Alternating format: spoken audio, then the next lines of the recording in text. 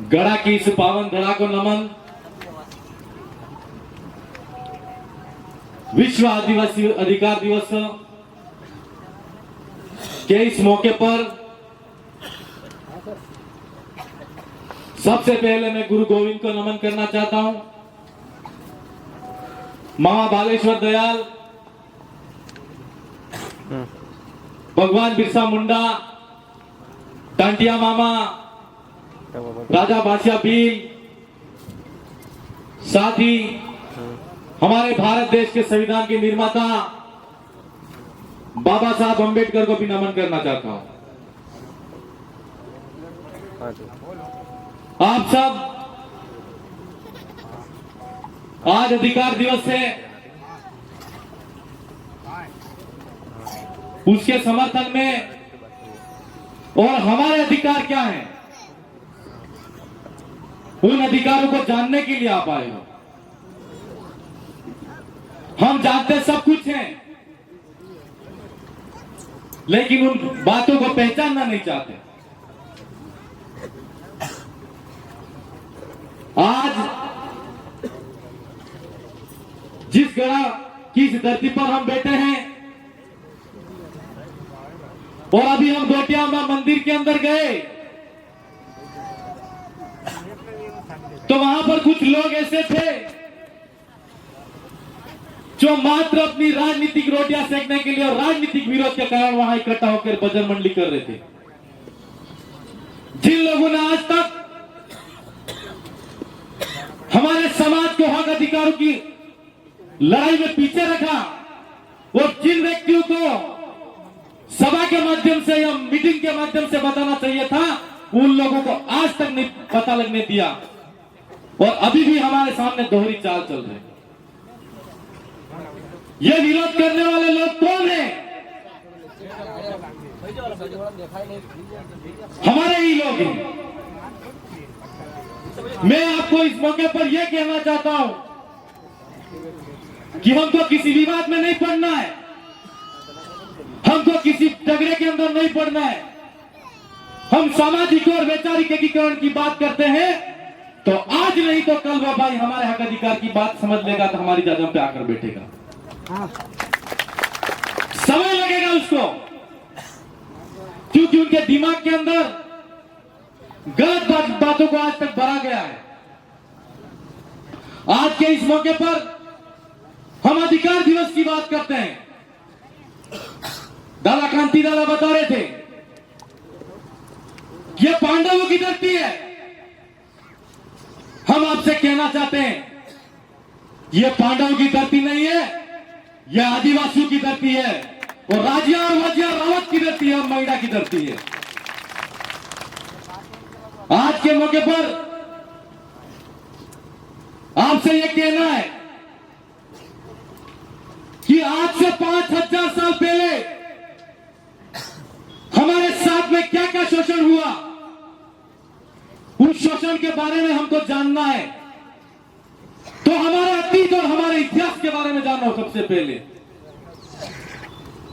आज हम जिन स्कूलों की बात करते हैं, उन स्कूलों के अंदर आदिवासियों को पढ़ने का अधिकार नहीं था।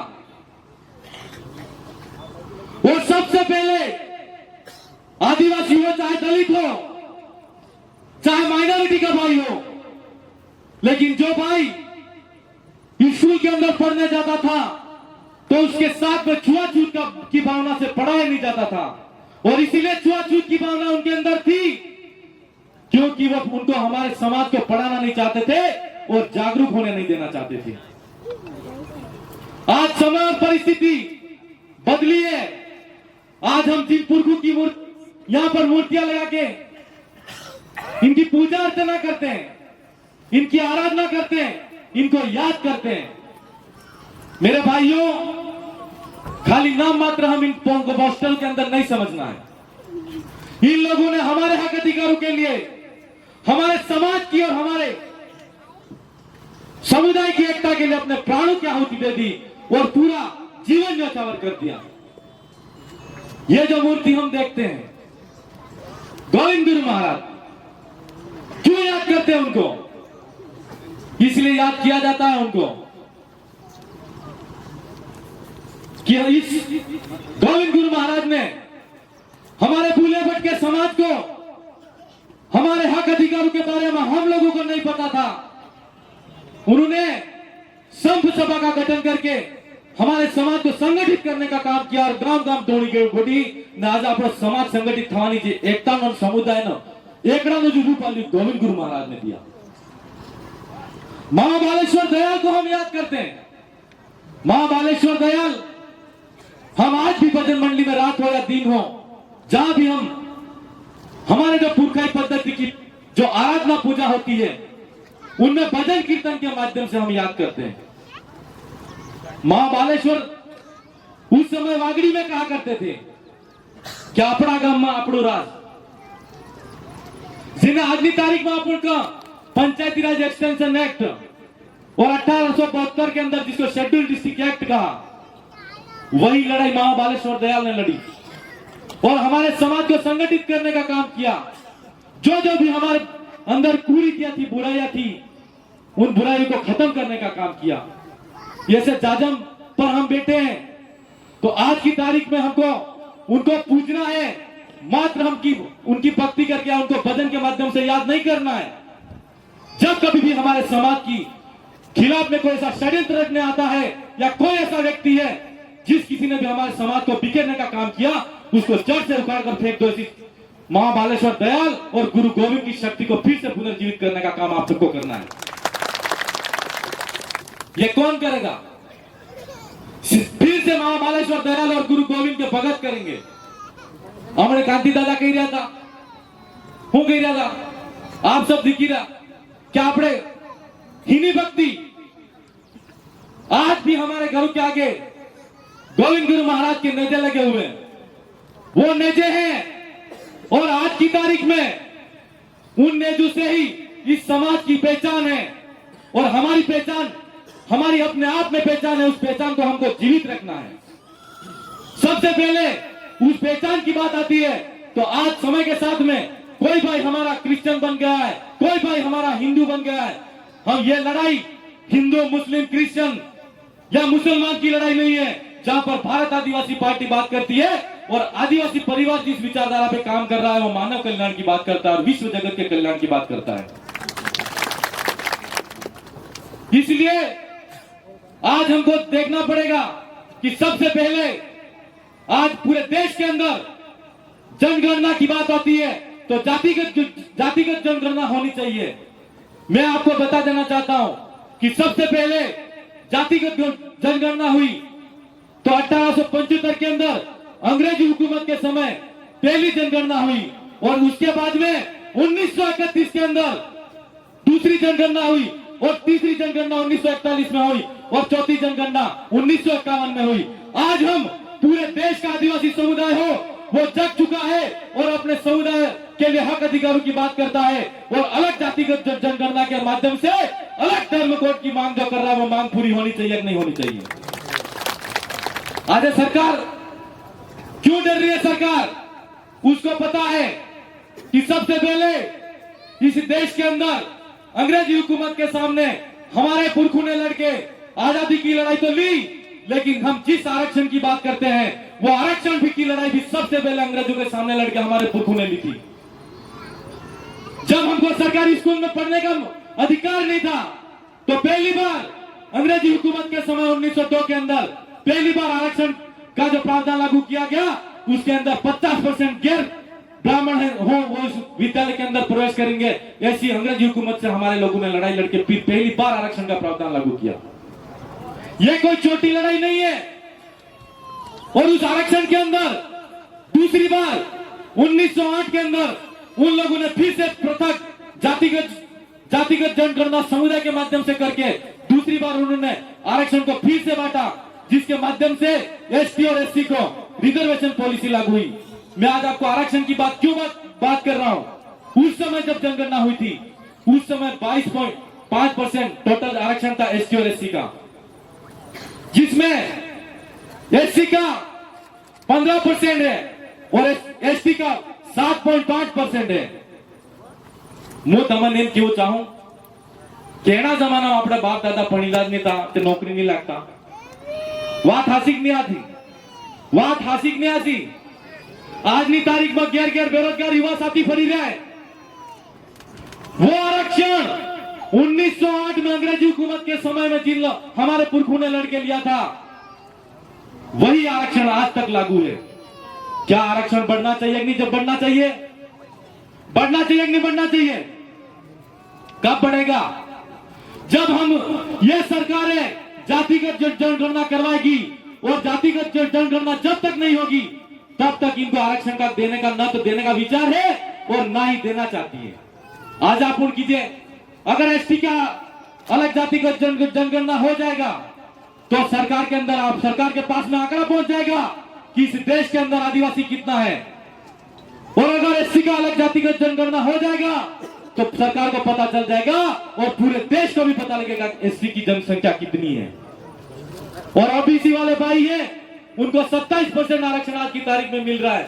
तो उनकी भी जातिगत जनगणना जब हुई थी उस समय से लगा कि आज तक इतना ही आरक्षण मिल रहा है, क्या उनकी जनसंख्या बड़ी होगी कि नहीं बड़ी होगी? सुप्रीम कोर्ट ने डिसीजन दिया। मैं आरक्षण की बात क्यों कर रहा हूं? आज हम जल जंगल जमीन की बात करते हैं, यह हमारा संवैधानिक अधिकार है, बिल्कुल है, लेकिन हम आरक्षण की बात क्यों कर रहा हूं?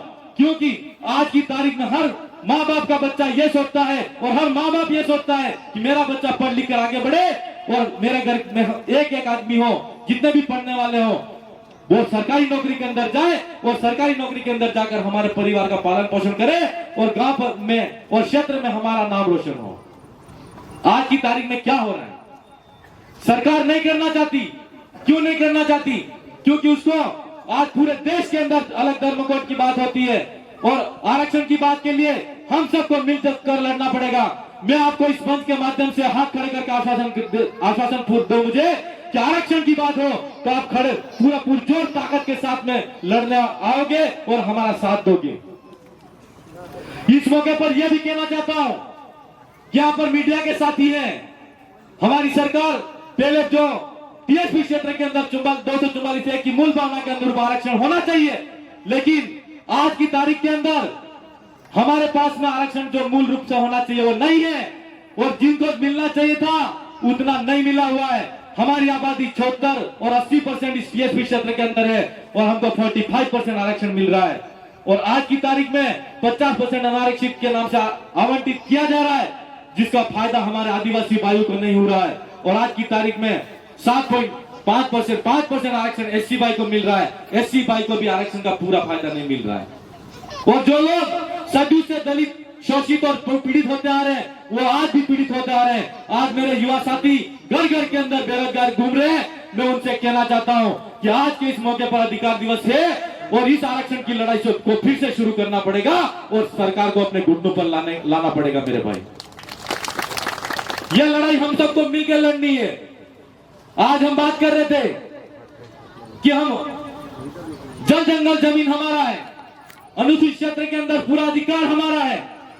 राजस्थान टेंडेंसी एक्ट के अंदर जब 1955 बना और राजस्थान काश्तकारी अधिनियम लैंड रेवेन्यू एक्ट जिसको हम कहते हैं 1956 बना, उसके अंदर भारत के संविधान की 244 की मूल भावना के अनुरूप इस अनुसूचित क्षेत्र के अंदर एक जजमेंट आया, वेदांता का जजमेंट आया जिसको सुप्रीम कोर्ट ने दिया, दूसरा जजमेंट समता ने दिया और दोनों जजमेंट के अंदर सुप्रीम कोर्ट ने यह कहा कि अनुसूचित क्षेत्र के अंदर 1 इंच भी जमीन सरकार की नहीं है। तो हम उनसे पूछना चाहते हैं कि आपकी फॉरेस्ट एक्ट के नाम से जो हमारे लोगों की जमीन आप ले रहे हो वो फॉरेस्ट एक्ट सरकार का है कि नहीं है? सरकार का है। इस लड़ाई को हम सबको मिलकर लड़ना पड़ेगा। और हम यह कहना चाहते हैं कि हमारा एक जजमेंट और आया था जिसको हम कहते हैं कि ना विधानसभा ना लोकसभा, सबसे ऊंची ग्राम सभा। मेरे भाइयों, ग्रामो ग्राम नो करी तो ग्राम सभा गठन करी निप्पा जी सरकार ने जमीन और वन भूमि हो उस पे आप काबिज हो जाओ, पट्टे के लिए आवेदन हम करेंगे। सरकार क्या नहीं देती है? हमारे हक अधिकारों के लिए कोई लड़ने नहीं आएगा। हम आपसे कहना चाहते हैं, यहाँ पर जनता का शासन है, लोकतांत्रिक व्यवस्था को अगर समझते हैं तो जो भी मांग अगर नेता मांगते हैं और आपकी जो आम राय से जो बात होती है उस मांग को सरकार के सामने रखते हैं तो सरकार को पूरा करना पड़ता है। भारत का संविधान कहता है कि लोकतंत्र के अंदर पूरी ताकत है और लोकतंत्र का मतलब होता है जनता।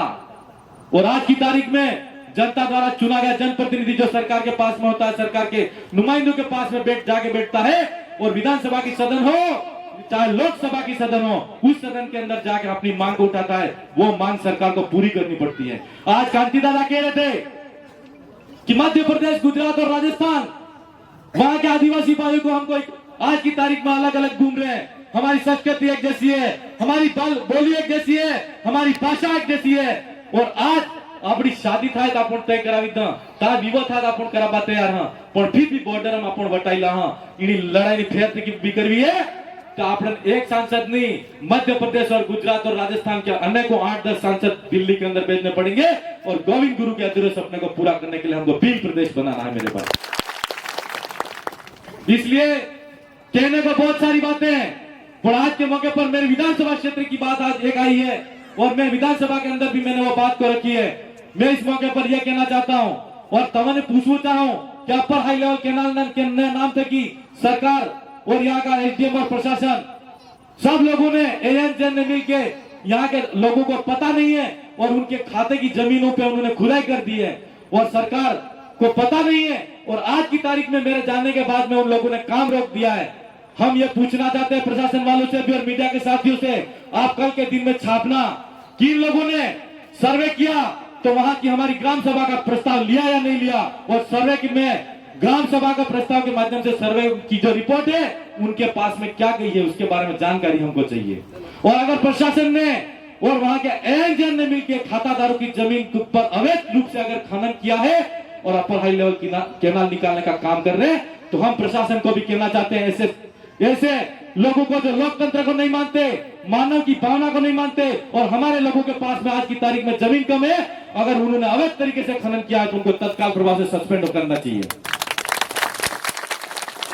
क्यों ये मांग मैं विधानसभा की सदन में उठाऊंगा, और यहाँ पर जिस तरीके से कानून का राज नहीं है, लोकतंत्र का राज नहीं है, और राजतंत्र का राज स्थापित करने की कोशिश की जा रही है, लेकिन आदिवासी समाज अंग्रेजी हुकूमत को भी तोड़ने की हिम्मत रखता है, तो ये छोटे मोटे दल तो हमारे सामने कुछ लगते ही नहीं है। और आज के मौके पर यह कहना है मेरा कि पेला कोण आवे के तो मोटा मोटा रोकड़ा नहीं आवे, पण पेला पाने के रोकड़ा माथे ये लीजिए, और पाना है कि साहब विरोध करवाइए तो एना कि नवरी समा करने जरूरत नहीं, आपने होता रहता है, विरोध होगा कोई फर्क नहीं पड़ता। और आज के मौके पर मेरे भाई आज बहुत ही महत्वपूर्ण दिन है, और साथ ही हमारे यहाँ पर काकरी डूंगरपुर के अंदर जो 1100 संसद सीट के मामले के अंदर आंदोलन चल रहा था, और उस आंदोलन के हमारे 2 भाई शहीद हो गए। मैं आज के मौके पर आपको भी कहना चाहता हूं कि 2 हाथ खड़े करके उनको आप श्रद्धांजलि अर्पित करें कि 2 भाई शहीद हुए और उन्होंने हमारे समाज के लिए हक अधिकार के लिए अपनी प्राणों की आहुति दी। धन्यवाद।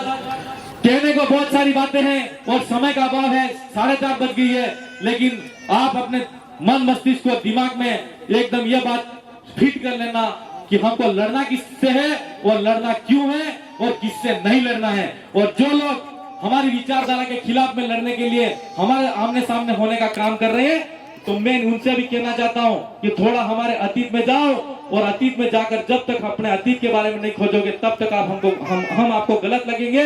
लेकिन जिस दिन आप अपने अतीत के बारे में पहचान लोगे तो एनन खबर पड़ जाएगा कि हम गलत वाटे ली रहा ना। आज ने मौका माते आई गड़ा की धरती माते वो सरपंच साहब ने जी मानती कि निश्चित तौर माते जो सड़क की बात है, मैं और सांसद साहब दोनों हैं, मैं निश्चित तौर पर इस क्षेत्र के विकास के लिए जो भी काम करना पड़े करूंगा। और गोटिया माँ की पावन धरा पर आज सब बैठे हुए हो, और मैं कहना चाहता हूं कि मैं देखा सब मंदिर है, सब कुछ है, लेकिन हमारे समाज के बैठने के लिए सामुदायिक भवन नहीं है। सांसद साहब को भी कहना है, और हम दोनों के मत से हम इतना भव्य और शानदार यहाँ पर एक सामुदायिक भवन बनाएंगे जिसमें हम लोग बैठ के काम कर सकें। साथ ही और एक बात और यहाँ पर मैं आपसे कहना चाहता हूँ कि नीचे मन से मांग आ रही है कि आपको पानी की समस्या आपको ज्यादा है कि नहीं है, तमाम ज्यादा है कि समस्या है कि नहीं है कि नहीं है। तो केनाल आए जब पानी नो इलाको है, काली मिट्टी है, 40 फीट में पानी आवे, आए केनाल केम गाड़ी का केनाल ताए निकल चुके यहाँ निकलनी चाहिए कि नहीं निकलनी चाहिए, निकलनी चाहिए ना। यहाँ क्यों नहीं निकल रहे, क्योंकि सरकार को पता है, सरकार ने जिस आदमी को ठेका दिया है अगर ये घुमा के निकालेगा तो उसका मुनाफा कम होगा, इसलिए आदिवासियों की जमीन पे उन्होंने एकदम शॉर्टकट में नहर निकालने का काम कर रहे हैं। आप सब इस क्षेत्र के जो मांग है, आप चाहते हो इधर से कैनाल निकले, इधर से कैनाल निकले चाहते हो? हाथ खड़े करो, मीडिया वाले होंगे, यहाँ से पत्रिका में फोटो आएगा, हाथ खड़े करो। हाँ, तो यहां से नहर निकलनी चाहिए और मीडिया के साथ ही यह बात प्रशासन तक पहुंचाने का काम करें। साथ ही मैं ज्यादा कुछ नहीं कहूं, कहने के लिए बहुत सारी बातें हैं। सांसद साहब को आप यहाँ पर काफी लंबे समय से इतनी तपती